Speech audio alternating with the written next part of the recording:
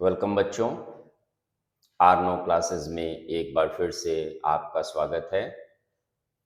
आज हम लोग पार्ट्स ऑफ स्पीच का एक और इम्पॉर्टेंट पार्ट पढ़ने जा रहे हैं जिसका नाम है verb. Verb is a word that shows action, state, or occurrence. It tells what someone or something does or is. कहने का मतलब वर्ड का वो पार्ट जो किसी एक्शन, स्टेट या अकरेंस को दर्शाता है उसे हम लोग वर्ब कहते हैं। ये किसी भी सेंटेंस के लिए सबसे इंपॉर्टेंट पार्ट है। इट टेल्स व्हाट समवन और समथिंग डज। इसका मतलब है ये हमें बताता है कि सब्जेक्ट जो है वो क्या कर रहा है या सब्जेक्ट क्या है। जैसे John works at the park, he trims the trees, she loves her job, he paints the benches, she is a nurse, Ram has a dog, I love my parents। आप यहाँ पर जितने भी अंडरलाइन वर्ड्स को देख रहे हैं, जैसे वर्क्स हो गया, ट्रिम्स हो गया, लव्स हो गया, पेंट्स हो गया, इज, हैज, ये सारे के सारे क्या हैं? वर्ब हैं। हम लोग आगे पढ़ने जा रहे हैं ये वर्ब कितने प्रकार के होते हैं। वर्ब को कई तरीके से क्लासिफाई किया गया है। यहाँ हम लोग सारे प्रकार के वर्ब के बारे में पढ़ने जा रहे हैं। Action verb, linking verb, auxiliary verb, transitive verb, intransitive verb, regular verb, irregular verb, finite verb, infinite verb. तो यहाँ आपको 9 प्रकार के वर्ब के बारे में बताया गया है। हम लोग एक एक करके सबके बारे में एग्जाम्पल के साथ पढ़ेंगे। एक्शन वर्ब जो हमारा पहला टाइप का वर्ब है जिसका नाम है action verb. An action verb is a verb that shows what someone और समथिंग इज डूइंग। क्या किया जा रहा है, क्या हो रहा है, वो हमारे फिजिकल और मेंटल एक्शन को दिखाता है, उसे हम लोग एक्शन वर्ब कहते हैं। जैसे द डॉग बार्क्स लाउडली, तो यहाँ बार्क्स जो है, भौंकना जो है, वो एक्शन वर्ब है। I think the answer is on page 10। यहाँ पर कोई एक्शन बाहर से नहीं दिख रहा है, फिजिकल कोई वर्क नहीं हो रहा है, लेकिन मेंटल वर्क हो रहा है, मेंटल एक्शन है, इसलिए थिंक भी क्या है? वर्ब है। दूसरा जो हमारा वर्ब है उसका नाम है linking verb. It connects the subject to a noun और एडजेक्टिव दैट रीनेम्स और डिस्क्राइब्स इट। यानी नाउन को या एडजेक्टिव को डिस्क्राइब करने वाले वर्ब को लिंकिंग वर्ब के नाम से जानते हैं। जैसे एग्जांपल हम लोग लेते हैं, शी इज अ डॉक्टर, तो यहाँ शी और डॉक्टर को आपस में लिंक कर रहा है इज, तो इज जो है वो लिंकिंग वर्ब के नाम से जाना जाता है। तीसरा जो हमारा वर्ब है जिसको हम लोग ऑक्सिलियरी वर्ब या हेल्पिंग वर्ब के नाम से जानते हैं। It assist the main verb in expressing tense, mood और वॉइस। जैसे हैव, बी, डू, है ना। हमारा एग्जाम्पल है they have been working all day, तो यहाँ जो हैव बीन है वो एक तरह का हेल्पिंग वर्ब है। यहाँ पे वर्किंग जो हो गया वो मेन वर्ब हो गया और हैव बीन हो गया हेल्पिंग वर्ब या ऑक्सिलियरी वर्ब। चौथा जो हमारा वर्ब है उसका नाम है transitive verb. A transitive verb is a verb that needs an object to complete its meaning. यानी अकेले सब्जेक्ट और वर्ब मिलके जब सेंटेंस को पूरा नहीं कर पाते हैं, उसकी मीनिंग पूरी नहीं निकलती है, तब हम लोग ऑब्जेक्ट का इस्तेमाल करते हैं।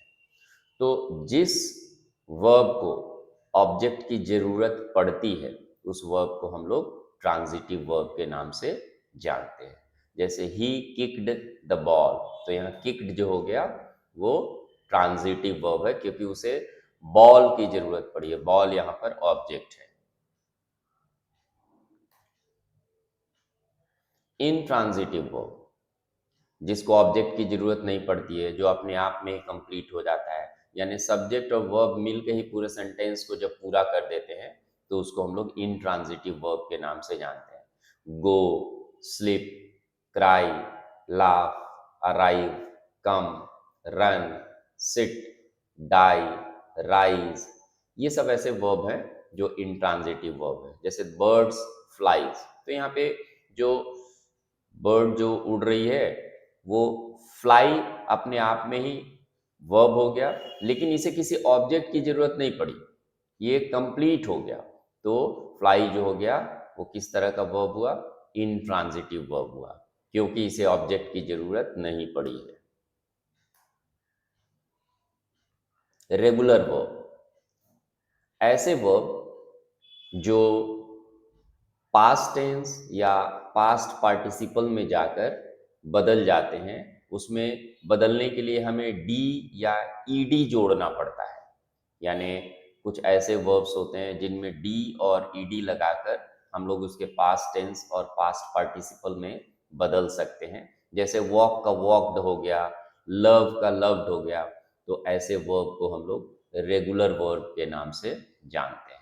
जैसे शी वॉक्ड टू स्कूल, तो यहाँ पे वॉक जो हो गया वो वॉक से बना हुआ है, वॉक हो गया प्रेजेंट, वॉक्ड हो गया पास्ट टेंस और वॉक्ड हो गया पास्ट पार्टिसिपल। तो यहाँ पे हम लोग ईडी लगाकर इसको कंप्लीट कर रहे हैं, इसलिए ये रेगुलर वर्ब है। सातवां है हमारा इर्रेगुलर वर्ब।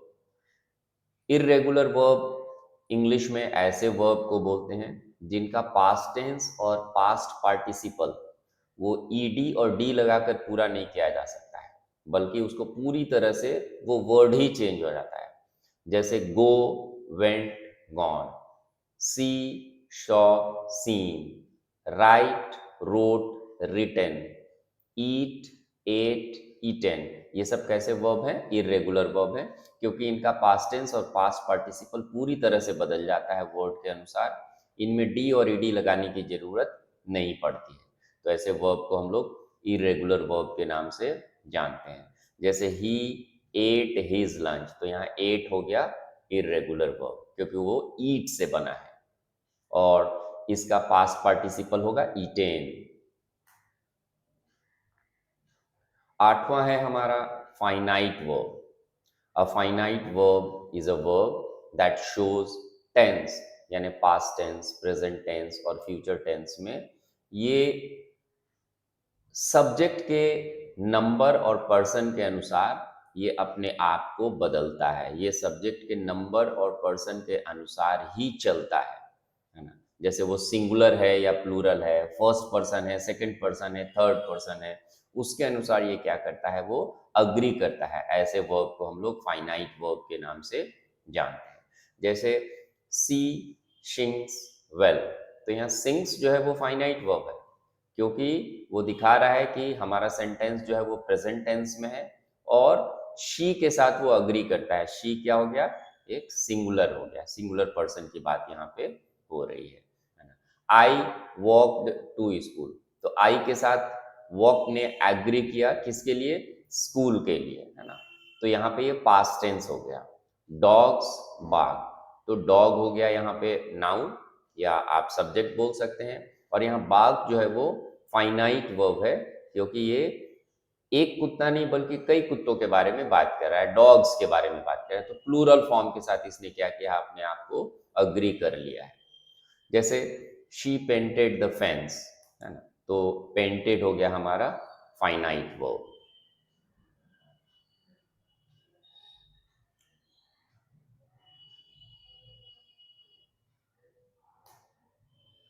नेक्स्ट है हमारा नॉन फाइनाइट वर्ब।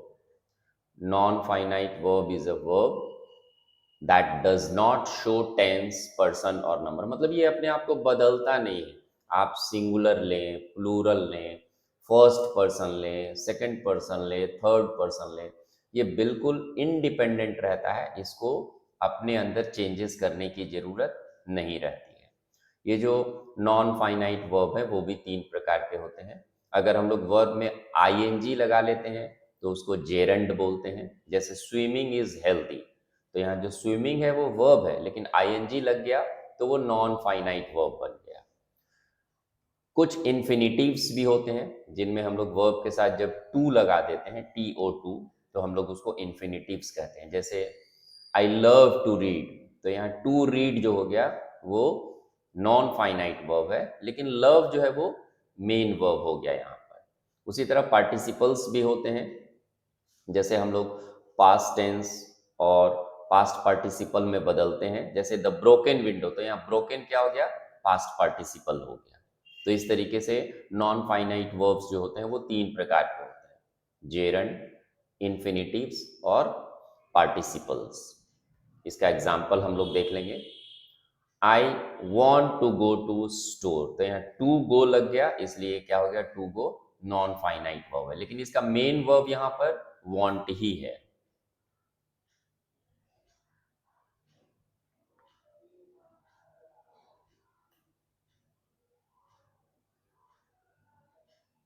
आशा करता हूँ आप लोगों को वर्ब टॉपिक अच्छे से समझ में आ गया होगा।